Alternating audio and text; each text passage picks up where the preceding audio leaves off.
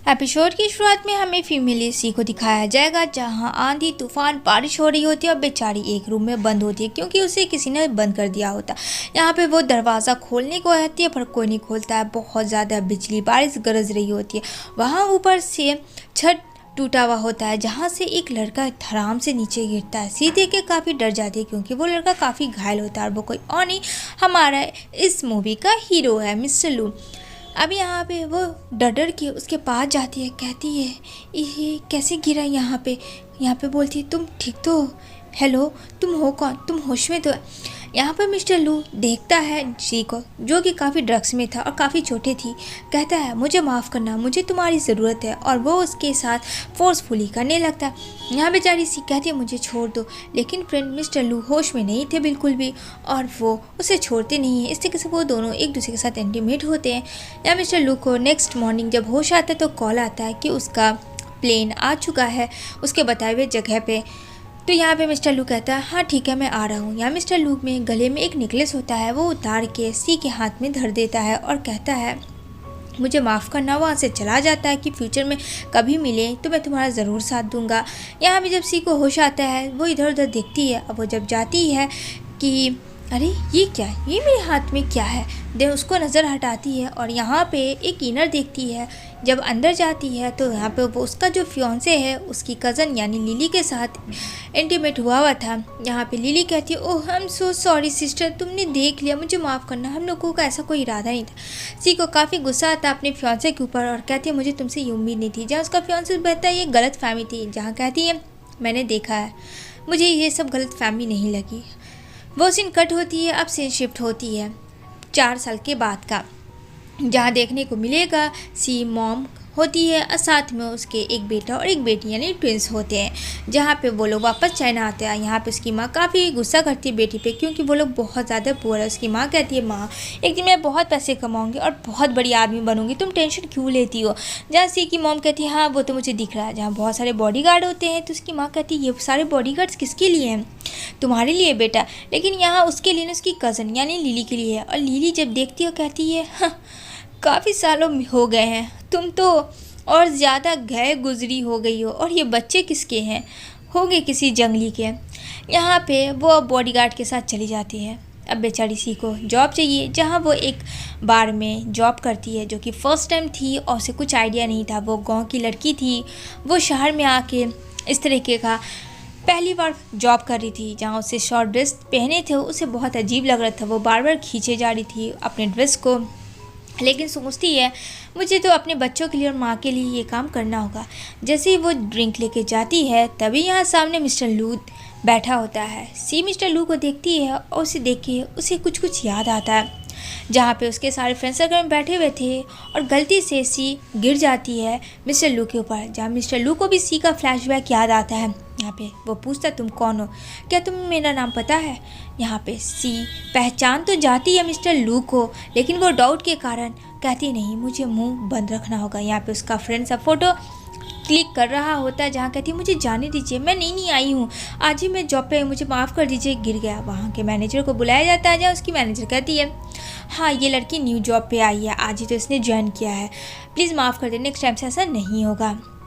अब यहाँ घर आके उसकी माँ काफ़ी गुस्सा करती है कि तुमने कौन सा जॉब चुना है, तुमने एक बार जॉब चुना, सोचा भी है कि इसका रेपुटेशन क्या होगा। उसकी माँ उसे मारती है। जहाँ दोनों बच्चे काफ़ी ज़्यादा मज़े ले रहे होते हैं और कहते हैं मुझे मामा का हम लोगों को हेल्प करना होगा, ऐसे तो कुछ नहीं होने वाला है।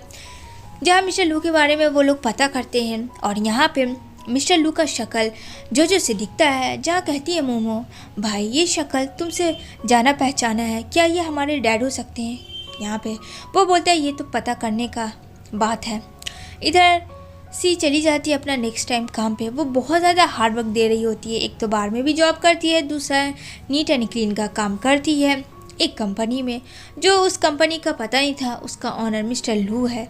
और यहाँ पे वो अपने बच्चों को देखती है कि वो वॉशरूम में है तो वो पीछे पीछे जाती है, लेकिन वहाँ मिस्टर लू था। जब मिस्टर लू को देखती है और काफ़ी सी चिल्लाती है और कहती है मैंने कुछ नहीं देखा, यकीन मानो मेरा। यहाँ मिस्टर लू कहते हैं तुम जेंट्स बाथरूम में क्या कर रही हो? यहाँ पे कहते हैं सो सॉरी, मुझे माफ़ कर दो। मिस्टर लू कहते हैं ज़रूर तुम मेरे बारे में कुछ पता कर रही हो ना? कहती है अरे नहीं ऐसा कुछ भी नहीं है, मुझे लगा, खैर जाने दो। जहाँ उस चला जाता है उसको धमका के। यहाँ दोनों बच्चे सच में आए हुए होते हैं, जहाँ कहते हैं तुम्हें नहीं आना चाहिए था। बच्चे कहते हैं मुझे माफ़ कर दो माँ, नेक्स्ट टाइम से ऐसा नहीं होगा। यहाँ देखने को मिलेगा लिली मैनेजर बनी हुई है उस कंपनी की, जहाँ सी फ्लोर साफ़ करती है तो उसे और गंदा करके चली जाती है, उसे गालियाँ दे के। बेचारी सी कुछ नहीं बोलती है। तभी गलती से मिस्टर लू आता है तो वहाँ पे वो फ्लोर साफ़ करती है तो वो मिस्टर लू के पैरों पे दे देती है। मिस्टर लू कहता है क्या तुम्हें दिखाई नहीं देता या फिर तुम जानबूझ के ऐसा कर रही हो। सी कहती है सच कह रही हूँ, मुझे माफ़ कर दो, मैंने तुम्हें नहीं देखा था, अगर देखती तो मैं ऐसा नहीं करती, प्लीज़ प्लीज़ मुझे माफ़ कर दो, मुझे नौकरी से मत निकालना। यहाँ पे देखने को मिलेगा जीजी को। जीजी फ्रेंड मिस्टर लू के काफ़ी क्लोज है और जीजी को ये बात पता है कि उस रात मिस्टर लू के साथ सी सोई थी, कहीं उसे पता ना चल जाए, उसे एक डर है। यहाँ पे वो कहती है कि ठीक है मैं सी को जॉब से निकाल देती हूँ, जहाँ वो कहता है नहीं छोड़ो रहने दो, वो तो एक मामूली सी काम वाली है, उसको क्या निकालना। यहाँ पे जीजी नहीं चाहती थी कि मिस्टर लू उसके करीब जाए।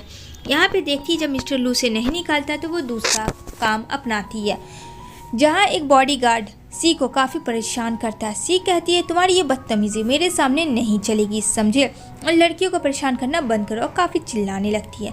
जहाँ जीजी जानबूझ के मिस्टर लू को उधर से गुजारती है और यहाँ पे कहती है इसका बिहेवियर अच्छा नहीं है, आप कहो तो निकाल दूँ। जहाँ कहता नहीं रहने दो, वो लड़की खुद के लिए स्टैंड ली है, उसने किसी को परेशान नहीं किया है, जाने दो। इस बार भी मिस्टर लू से छोड़ देता है, नौकरी से नहीं निकालता है। यहाँ जीजी अंदर ही अंदर काफ़ी गुस्सा करी थी।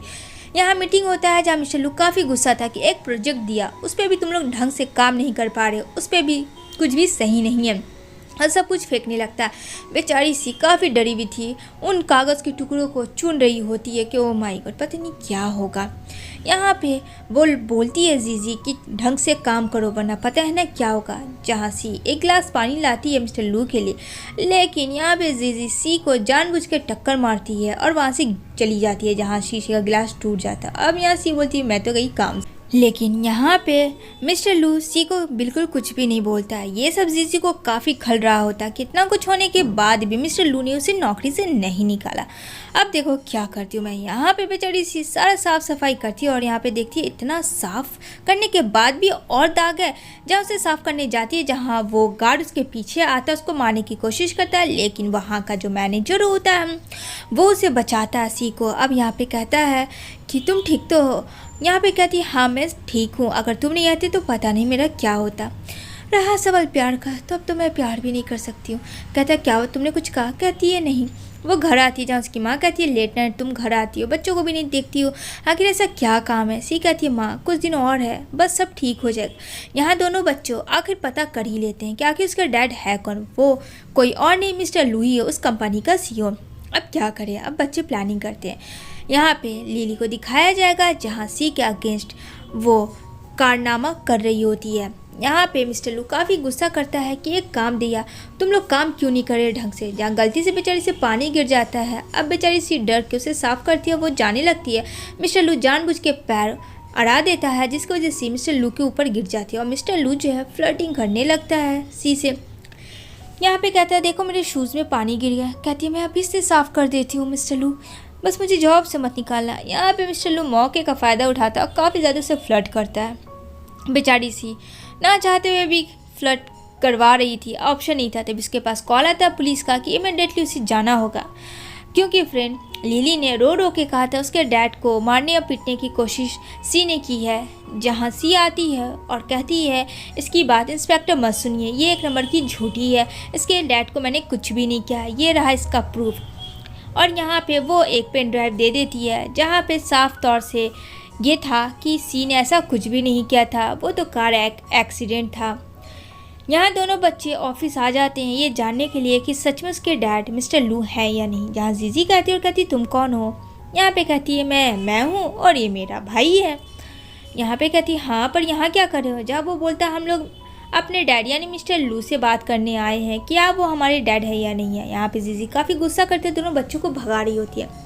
यहाँ पे सी को ऐसा लगता है कि अरे उनके बच्चों की तरह आवाज़ है ऑफिस में, ऐसा कैसे हो सकता है। जब वो विंडो से देखती है तो ओह नो, उसके बच्चे तो पूरा सियापा ही क्रिएट किए थे।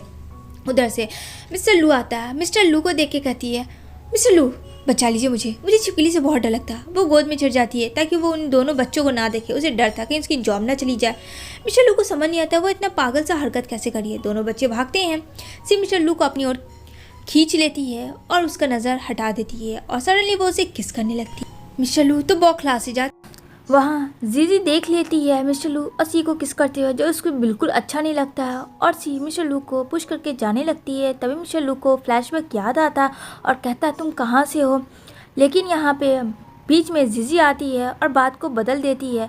जब वो ऑफिस जाता है केबिन में तो पूरा उथल पुथल मचा हुआ होता है जहाँ गुस्सा करता है। तभी यहाँ पे जीजी बोलती है ये दो शरारती बच्चे ने ऐसा किया, पता नहीं वो बच्चे किसके थे। यहाँ पे बोलता है जल्दी से उसके माँ और डैड को ढूंढ के यहाँ लाओ, आखिर ये बच्चे हैं किसके। यहाँ पे सी जब घर जाती है तो वो अपने फ्रेंड को देखती है और अपने फ्रेंड के साथ काफ़ी ज़्यादा खुश होती है। लेकिन उसे डर भी था कहीं मिस्टर लू पता ना कर ले।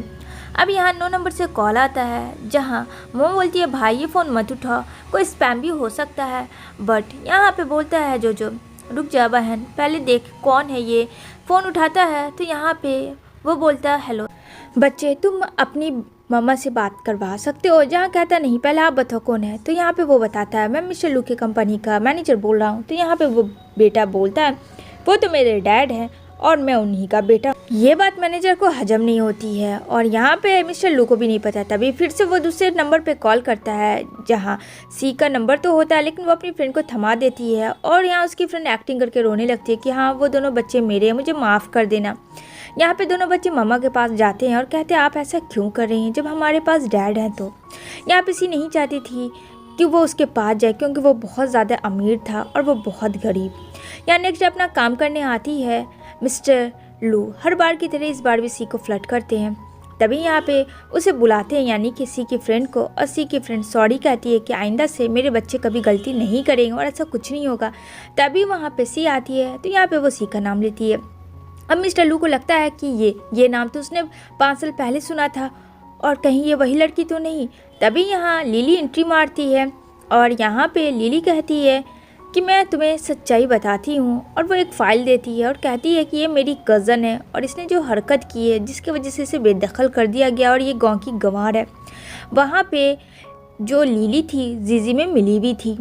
इधर नेक्स्ट नाइट काम पे आती है बार में जहाँ उसकी फ्रेंड भी होती है, लेकिन उसकी फ्रेंड मिस्टर लू के एक फ्रेंड के साथ चली जाती है। अब बेचारी सी अकेले फंस जाती है और मिस्टर लू को इसी का तो इंतज़ार था क्योंकि कहीं ना कहीं मिस्टर लू सी को लाइक करता था। यहाँ सी मिस्टर लू को काफ़ी फ्लर्टिंग करती है। मिस्टर लू को तो देखने लायक होते हैं कि ये क्या एक लड़की मुझे साथ फ्लर्ट कर रही है। एंड वो जब घर आती है तो नींद में भी किस करती है जहाँ उसकी माँ उसे मारती है और उठाती है। हरकतें बहुत ही तुम ख़राब कर रही हो, बंद करो। यहाँ पे मोमो अपने डैड मिस्टर लू से मिलती है और कहते हैं मैं आपको जानती हूँ, इतना कह के वो वहाँ से चली जाती है। जब मिस्टर लू को लगता है ये बच्चा मुझे जाना पहचाना सा लगा, ऐसा क्यों है। तभी यहाँ पे सी काम करती है तो गलती से मिस्टर लू और जीजी को क्लोज देखती है और कहती है मुझे माफ़ कर देना। लेकिन मिस्टर लू जीजी को पुश करता है और कहता है मैंने तुम्हें कितनी बार कहा है इस तरीके से क्लोज मत हुआ करो। और यहाँ पे सी को अपनी ओर खींच लेता है और कहता है ये है एक लड़की का प्यार, समझ में आई बात। और कहीं ना कहीं मैं इससे अट्रैक्टिव हूँ तो तुम अपने काम से मतलब रखो मिस जीजी को काफ़ी गुस्सा आता है। सी भी चली जाती है जहाँ मिस्टर लू काफ़ी कस के हंसता है। अब सी बेचारी काम करती है जहाँ जीजी को मौके का फ़ायदा मिलता है और वो सी पे इल्ज़ाम लगाती है कि तुम नौकर बन के यहाँ का मेन डॉक्यूमेंट चोरी कर रही थी और फाइल उसे सौंप देती है। जहाँ बेचारी सी तो हक्का बक्का रह जाती है। यहाँ पे मिस्टर लू के ग्रैंडपा भी आते हैं और कहते हैं इस लड़की को अभी इसी वक्त नौकरी से निकाला और इसे जेल डालो। बेचारी सी कहती है कि मैंने ऐसा कुछ नहीं, मुझे तो कुछ पता भी नहीं है। उसे जेल डाल दिया जाता है। तभी मिस्टर लू कहता है एक बात बताओ, ये फाइल तो मैंने तुम्हें दी थी लेकिन तुमने सी को कैसे ये फाइल दिया। यहाँ पे मिस्टर लू कहता है अपने मैनेजर को कि इसके बारे में पता करो। अब यहाँ पे जीजी ये सब सुन लेती है जो कि सब मिल के की थी जीजी लिली ने। यहाँ पे देखने को मिलेगा मोमो काफ़ी परेशान हो रही होती है अपनी मम्मा से मिलने क्योंकि इसकी मम्मा नहीं आई होती है। तो यहाँ पे सी की फ्रेंड दोनों बच्चों को लेके आती है, लेकिन यहाँ पे दोनों बच्चों को वो अनाप शनाप बोलती है। यहाँ पे कहती है मोमो तुम बहुत ही बैड आंट हो। जब उसे पता चलता है कि जेल में है उसकी माँ तो वो तुरंत जाती है। यहाँ पे मिस्टर लू भी आता है, मिस्टर लू को सब कुछ पता चल जाता है। तभी यहाँ पे वो जीजी को अरेस्ट करवा देता और कहता है मुझे तुमसे ये उम्मीद नहीं थी कि तुम इस हद तक गिरोगी और सी को वहाँ से बचा लेता है। यहाँ पे सी थैंक्स कहती है मिस्टर लू को, लेकिन मिस्टर लू फ्लर्टिंग करना तो छोड़ते ही नहीं है सी के साथ। जहाँ सी उसे पुश करती है लेकिन वो गिरने लगती है तो मिस्टर लू उसे थाम लेते हैं। अब यहाँ पे मोमो को दिखाया जाएगा जो अपनी नैनी के साथ जा रही होती है घूमने के लिए। तो यहाँ पे देखता है मिस्टर लू, अरे ये तो वही बच्ची है जो कि मेरे ऑफिस आई थी। और यहाँ पे मोमो भी बोलते हैं ये तो वही है हैंडसम डैडा मेरे। यहाँ पे उसकी नानी चुप करवाती है, चलो चलो यहाँ से। मिस्टर लू को थोड़ा शक तो होता है कि अब मुझे बार बार क्यों डैडा बोलती है। यहाँ पे वो अपनी बेटी को बताती है कि मिस्टर लू तुम्हारा बॉस यहाँ तक आया था। बेचारी नेक्स्ट डे काम करती है फटाफट अपना, ताकि उसे एहसास ना हो कि उनके भी बच्चे हैं। यहाँ पे जब सी जा रही होती है तो वहाँ उसे एक गुंड पकड़ लेता है और यहाँ पे उसे मारता है, लेकिन मिस्टर लू सी को बचाने के लिए आ जाता है, जो कि ये सब लिली ने करवाया था। मतलब लिली किस हद तक गिरेगी। यहाँ पे सी काफ़ी डर जाती है और रोने लगती है। तो मिस्टर लू कहता है सब ठीक है, मैं हूँ तुम्हारे पास, और उसे हक करके काफ़ी रोने लगती है। दूसरी तरफ बेचारी सुध बुध खोई हुई घर आती है तो उसकी माँ उसे इस हाल में देखती है और देखती है कि ये तो मिस्टर लू का कोट है। यहाँ पे उसकी माँ भी उसे खाना वाना देती है और कहती है जो हुआ उसे भूल जाओ, एक नई ज़िंदगी की शुरुआत करो।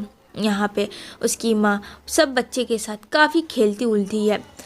अगेन लिली ने उसे जेल डाल दिया होता है एक जुल्म में। तभी यहाँ पे वो बोलती है मैंने ऐसा कुछ नहीं किया। तो मिस्टर लू के हाथ कार में वो पेंडेंट लगता है, जहाँ सी उसे पागलों की तरह खोजती है, कहती है ये मेरा है, तुमने इसे क्यों लिया, ये मुझे 5 साल पहले मिला था।